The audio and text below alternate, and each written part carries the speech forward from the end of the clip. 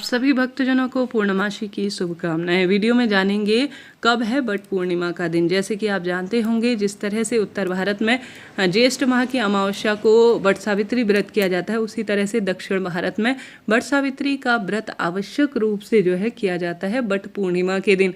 ऐसे में सभी भक्त जानना चाहते हैं कि कब है बट पूर्णिमा।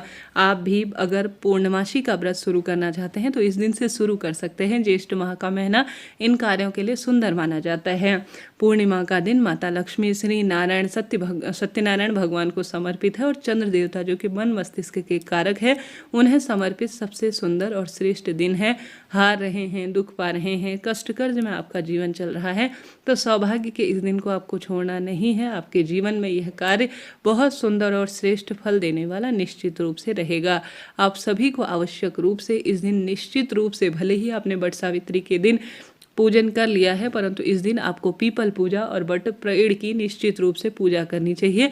इससे निरंतर नवग्रहों की दशा सुदृढ़ होती है और सभी तरह की बाधा पीड़ा से हमें मुक्ति मिलती है। तो आपको यह कार्य निश्चित रूप से करना चाहिए। जीवन में हार रहे हैं, दुख पा रहे हैं, कष्ट कर्ज में आपका जीवन है तो इस छोटे से कार्य को आप अपने जीवन में सफल बना सकते हैं। इस बार पूर्णमासी तिथि कब से कब तक है, आइए जानते हैं।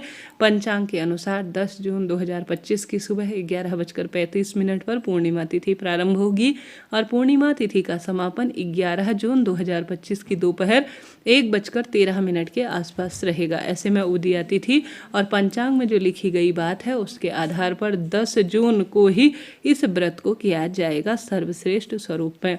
अगर आप सत्यनारायण भगवान का व्रत करते हैं हर एक महीने, तो इसी दिन अर्थात 10 जून को आप पूर्णमासी का व्रत करें। और साथ के साथ आप सभी अगर सामान्य तौर पर जो साल की सबसे बड़ी विशेष वट पूर्णिमा होती है उसका ही व्रत करते हैं तो भी इस दिन आप करें, लाभ होगा। किसी कारण से सूतक पातक या मासिक धर्म की स्थिति के कारण आपने जो है इस व्रत को परिपूर्ण नहीं कर पाए हैं अमावस्या के निमित्त, तो आप इस दिन कर सकते हैं। दान पुण्य पूरा साल आपका सुखमय निकलेगा। पति बच्चों पर आने वाली बाधा पीड़ा का भी निरंतर रूप से समाधान होगा। तो आपको इस तरह से ध्यान से हर एक कार्य को करना है। इस दिन आप सभी शुभ मुहूर्त जरूर जान लीजिए।